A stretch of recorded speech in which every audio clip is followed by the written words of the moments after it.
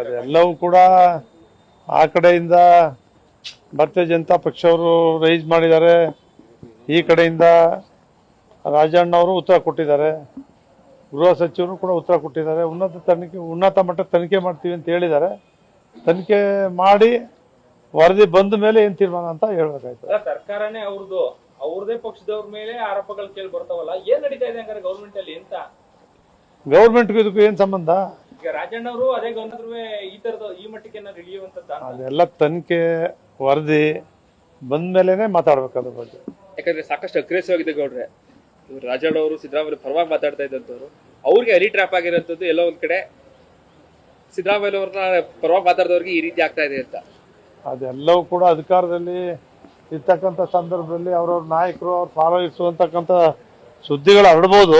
But ಅವರು ತನಿಖೆಗೆ ಆದೇಶ ಮಾಡೋದ್ರಿಂದ ತನಿಖೆ ವರದಿ ಬಂದ ಮೇಲೆ ಎಲ್ಲ ಗೊತ್ತಾಗುತ್ತೆ. ಅಲ್ಲ ಗೌಡ್ರೆ, ನೀವು ಹಿರಿಯ ರಾಜಕಾರಣಿಗಳು ವರ್ಷಗಳಿದ್ರಿ, ಹಿಂಗೆ 48-50 ಜನಗಳ ಸಿಡಿಗಳಿದೆ ಅಂತ ಹೇಳ್ತಾರೆ.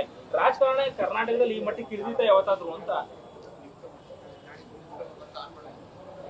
ರಾಜಕಾರಣ ಕರ್ನಾಟಕದಲ್ಲಿ ಈ ರೀತಿ ಆಗ್ತಾ ಇದೆ ಅಂತ ಹೇಳಿದ್ರೆ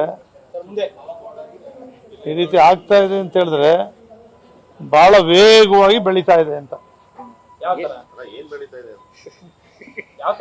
ಕರ್ನಾಟಕ ರಾಜ್ಯದಲ್ಲಿ ವೇಗವಾಗಿ ಪ್ರಜಾಪ್ರಭುತ್ವ ಬಹಳ ಸ್ಪೀಡ್ ಆಗಿ ಬೆಳೀತಾ ಇದೆ ಅಂತ.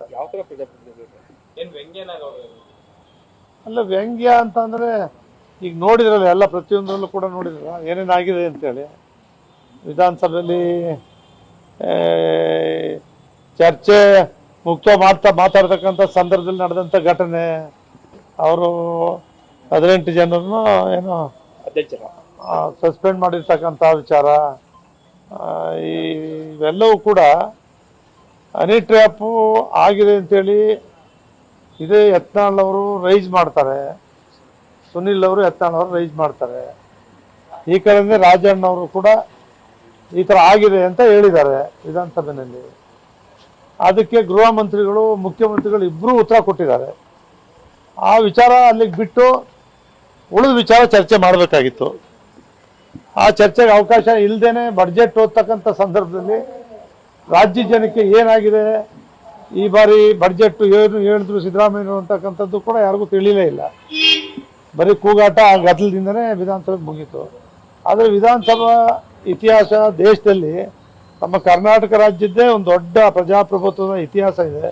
ಸ್ವಾತಂತ್ರ್ಯ ಹೋರಾಟದಲ್ಲಿರ್ಬೋದು, ಸಾಹಿತಿಗಳಿರ್ಬೋದು, ಬರಹಗಾರರಿರ್ಬೋದು, ಬುದ್ಧಿಜೀವಿಗಳಿರ್ಬೋದು, ಇವರೆಲ್ಲರೂ ಕೂಡ ನಮ್ಮ ರಾಷ್ಟ್ರಕ್ಕೆ ಒಂದು ಆದರ್ಶವನ್ನು ಕೊಟ್ಟಂಥವ್ರು. ರಾಜಕಾರಣಿಗಳು ಕೂಡ ನಮ್ಮ ರಾಷ್ಟ್ರದ ಭಾರತ ದೇಶದ ರಾಜಕೀಯ ಕರ್ನಾಟಕ ರಾಜ್ಯದಿಂದನೇ ಪ್ರಾರಂಭ ಆಗ್ತಿತ್ತು.